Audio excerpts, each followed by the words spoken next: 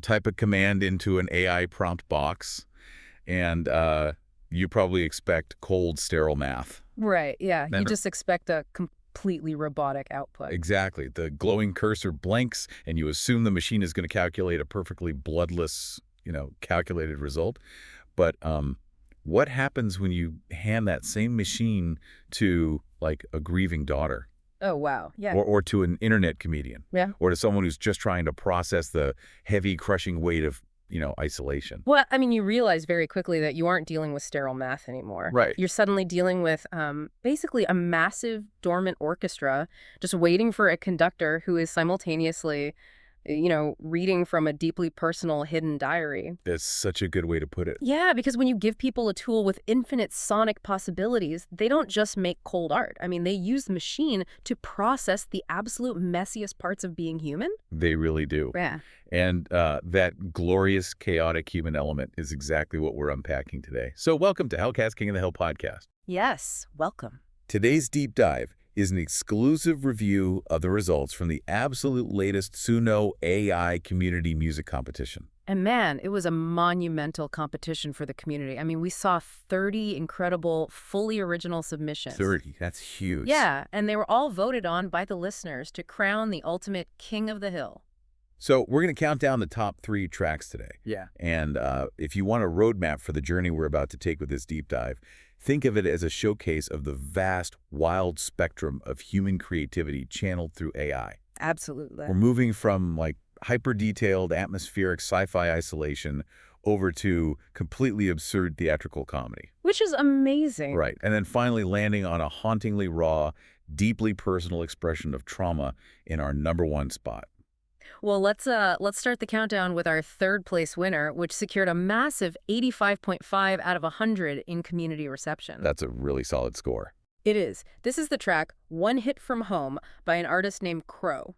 And, to put you in the headspace for this piece, imagine a sci-fi, stoner, griefcore ballad. Griefcore. I mean, that label alone paints such a vivid picture. It really does. It genuinely feels like a mix between, the movie Interstellar and, like, a lonely late-night smoke session in a zero-gravity dome. Right, yeah. Like, picture yourself floating in that environment while you hear these lyrics. I lit up in silence. Stars didn't blink. Just me in the dark, alone with the link. I love that. And, Crow achieved that specific atmosphere through some heavily engineered, really director-like style prompts. Oh, yeah. Like what? Well, we're talking about cues like ambient trap, dark UK garage halftime swing, tape-saturated drums, and, of course, griefcore. Let's actually break down those mechanics for the listener because, I mean, tape-saturated drums is a very specific instruction to give a computer. Super specific. How does it actually change the sound of the track? Like, what does it do? So tape saturation basically mimics the physical limitations of old analog recording gear. Like when audio was recorded onto actual magnetic tape, pushing the volume too high caused this microscopic magnetic distortion. Okay, right. So it gets a little gritty. Exactly.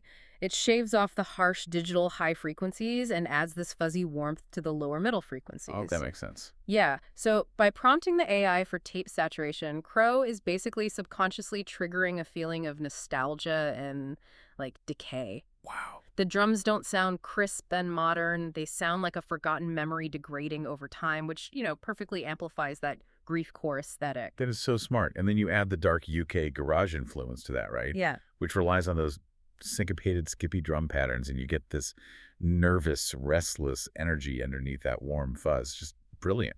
It is. But Crow didn't actually stop at the genre prompts. They embedded meticulous production cues in brackets right inside the lyrics. Wait, really? Inside the lyrics?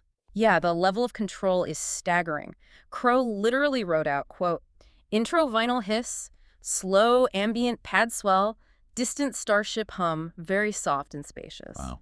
And then added, male vocals enter close-miced, intimate, almost whispered, keep the delivery barely above a breath with long pauses. Starship hum. Yeah. That isn't just a musical note. That is asking the AI for Foley sound design. Yes, You can exactly. literally hear the massive, empty, metallic environment and telling the AI to keep the vocal delivery, barely above a breath that forces the system to treat the song like a cinematic scene rather than just a melody. Right, and Crow also commanded the AI to let the hiss breathe in and out and to hold the last word of each line just a touch longer, as if the room is expanding around it. That is wild. It Yeah. completely demonstrates why the community voted it so highly. Oh, totally. Crow treated the AI like a professional audio engineer, basically conducting every single reverb tail to perfectly execute that highly specific melancholic mood. Okay, so if Crow's track proved we use AI to process deep existential grief, our second place winner proves another fundamental human truth. Oh boy, yes it does. Give us a supercomputer, and we will immediately use it to make a toilet joke. Every single time. The community's taste swung wildly from deep space isolation to the deep ocean. Scoring an impressive 90.8 out of 100, we have The Poseidon's Kiss by Darth Lobster. Yes, Darth Lobster. And the style prompts for this submission, they just completely shift the sonic landscape. Darth Lobster requested pirate groove metal, nautical doom metal, and sea shanty. Nautical doom metal sounds like such a contradiction, but the moment you hear it, it makes total sense. It really does. How does the AI interpret that prompt mechanically, though? So it blends two completely distinct musical traditions. Doom metal relies on crushing, down-tuned, heavily distorted guitars played at an incredibly slow, sludgy tempo. Right. Real heavy stuff. Exactly. And sea shanties, on the other hand, are often written in a swinging 6/8 time signature to mimic the rolling waves of the ocean. So the AI combines the two, creating this massive, aggressive wall of sound that feels like a colossal, creaking wooden galleon swaying violently in a hurricane. So you have this epic, genuinely intimidating musical backdrop, but the lyrics, we have to talk about the lyrics. We really do. Because this track almost beat out some very serious emotional art. And the subject matter is, quite literally, a theatrical doom metal song about a pirate sitting on a wooden plank toilet and having the ocean splash back up at him. It's unbelievable. How did this score over 90? Well, the reason the community loved it actually comes down to a psychological concept called the incongruity theory of humor. Incongruity theory. Yeah. Humor frequently arises when there is a stark mismatch between our expectations and reality. Right. Okay. So Darth Lobster masterfully set up this massive, aggressive, high-stakes soundscape. As a listener, you're expecting a harrowing tale of conquering the Kraken or, a fierce naval battle where lives are on the line. But instead of fighting the Kraken, you get the most deeply unserious, universally understood, and let's be honest, slightly gross, mundane experience imaginable. Exactly. It's the contrast. It feels like watching a classically trained Shakespearean actor deliver a dramatic, tear-filled reading of a fast food drive-thru menu. That is the perfect way to describe it. Yeah. Just listen to the sheer melodrama Darth Lobster wrote into the lyrics. The sharks didn't grab my leg, the Kraken did not attack. But Neptune shot a liquid dart right up my pirate crack. A liquid dart! That is just absurd poetry. I love it. Right. And then the chorus drops this massive heavy metal chant. Oh, the Poseidon's kiss, it strikes from the deep, a splash of cold water that makes a man leap. Oh my gosh. The reason the humor lands so perfectly is that the AI delivers the vocals with absolute 100% theatrical conviction. The machine doesn't know it's singing a joke. No, has no idea. It belts out those lines as if the fate of the entire pirate crew depends on this man's backside. It is sheer ridiculous joy. But we actually need to shift our tone significantly now. Yeah, we do. Because as technically impressive and hilarious as the Poseidon's Kiss is, it didn't win. We're moving from the comedic extremes of second place to the undisputed king of the hill. The big one. Right. This track swept the community with a near-perfect score of 98 out of 100. It's called I Only Have Her by an artist named Raven.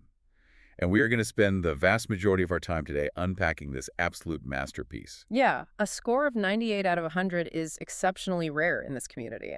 Almost unheard of. Really? Yeah, but when you look under the hood at the mechanics and the raw emotion of this track, the high score is entirely justified. Well, let's start with the architecture then. How did Raven build this? Let's dissect the specific Suno-style prompts. Raven requested an introspective trifop at 70 BPM with haunting dark trap and melancholic dark pop edges, delicate lyric soprano lead. Okay, I want to zoom in on the genre blending first. Yeah. Trifop mixed with dark pop. Why put those two together? Because it creates a fascinating cognitive dissonance for the listener. Electropop, which originated in the 90s, is characterized by slow, heavy drum breaks and deeply atmospheric, bass-heavy grooves. So very rhythm-driven. Right, it inherently makes you want to bob your head. Dark pop, conversely, uses catchy melodic hooks but pairs them with grim, unsettling atmospheres. Ah, I see. So when you combine them, your body wants to groove to the rhythm, but your mind feels this creeping sense of dread. It physically traps the listener in the tension of the song. Wow. And then there's the tempo, right? Specifying exactly 70 BPM. Yeah, 70 beats per minute is roughly the average human resting heart rate. Is it really? Yeah, so by setting the tempo there, Raven is subconsciously anchoring you to a human pulse.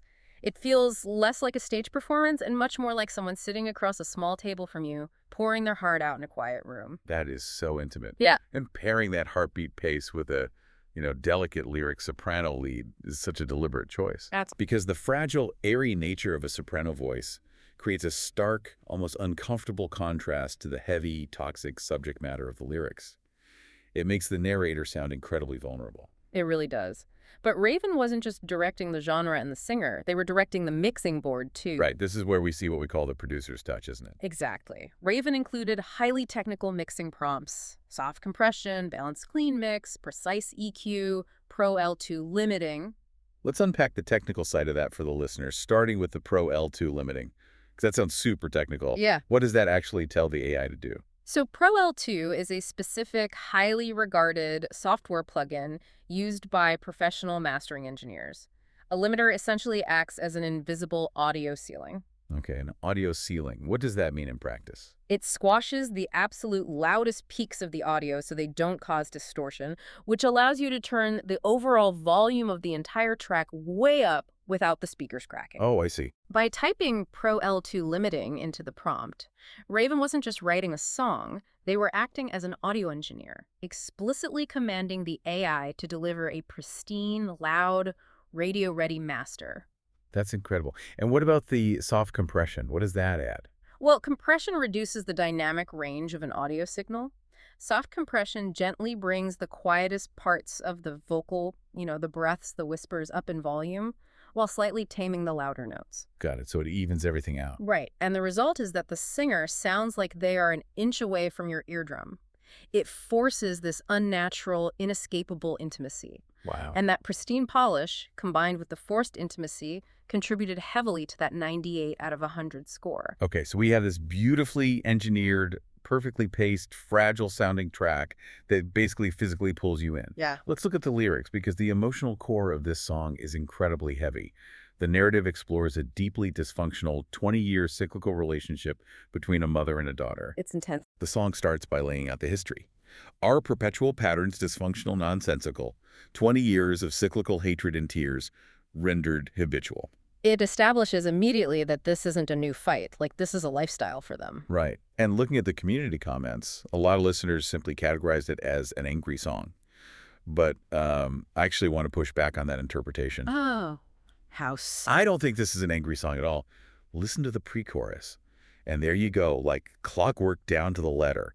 And here I go, being angry, ever-growing matter. We ain't going nowhere, never getting better. But even if it tears me apart, I'll keep on doing this forever because she's the only one I've got left. I only have her. Yeah, that's heavy. I hear terror in those lines, the absolute terror of isolation. Interesting. It feels less like a diss track and way more like a musical hostage situation. Well, let me challenge that read for a moment, though, because look at the prompts Raven used. Dark trap edges.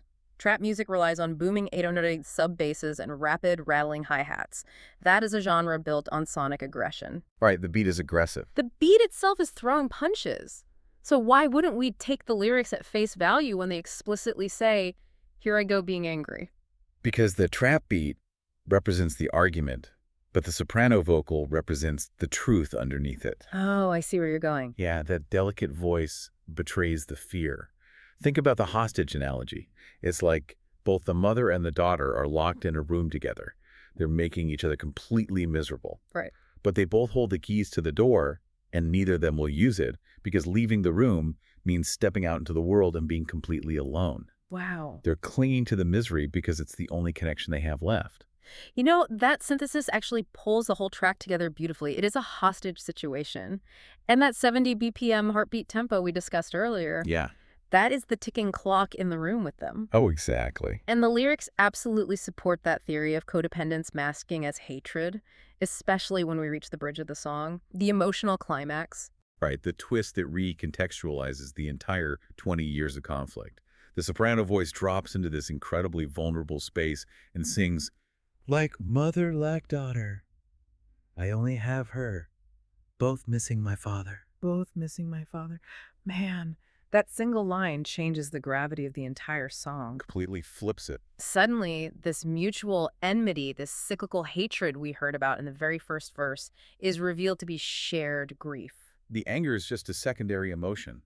It's a shield they're both using to mask the unbearable trauma of losing the father. Yeah, they're lashing out at each other because they literally do not know how to process the gaping hole in their family. It's so much easier to be furiously mad at the person standing in front of you than to be quietly, devastatingly sad about the person who isn't there anymore. So true. The hostility operates as a defense mechanism to keep the other person at a safe distance, while the shared grief acts as the invisible tether that prevents them from ever actually walking away. It's a brilliant, agonizing portrayal of family dynamics. It really is. Which brings us to what this all means for the person who actually wrote this, for Raven, because there's a meta layer to this song that honestly breaks my heart. Oh, the bad tragedy of it all. Yeah. Let's look at the final, most revealing lines in the entire track. Raven writes, "And thankfully you'll never hear this song. So here's something I can't otherwise say, in my own messed up way. Despite everything, deep down, I do love you." Thankfully, you'll never hear this song. I mean, that line forces you to step back and look at the context of this entire competition. Right. Raven submitted this track to a public forum. 30 entries, community voting, thousands of strangers listening to it on the internet. Yep. But the one single person it is actually written for, the mother, is the one person Raven explicitly hopes never finds it. It turns the song itself into a digital safe space. It acts as a bottled message thrown into the vast ocean of the internet. Wow. Yeah. Raven clearly needed to confess this love, to acknowledge this messy, painful dynamic, but couldn't bring themselves to do it face to face. So they used a complex AI music generator to process a lifetime of family trauma. Think about how profound that is. When we started this deep dive, we talked about that glowing, sterile cursor, that cold binary machine. But look at what Raven did with it. Raven used a machine built on code to articulate something almost impossibly human. AI is so frequently criticized as being cold, robotic, or completely devoid of a soul. Yet here we are. Through highly technical prompts about EQ, compression limiters, and tape saturation, and through raw, unflinching lyricism, artists are using these algorithms as profoundly human tools. Absolutely. They're using them to process deep, suffocating grief in a zero-gravity dome. They're using them to tell ridiculous, universally funny jokes about pirates. And we thank them for it. We really do.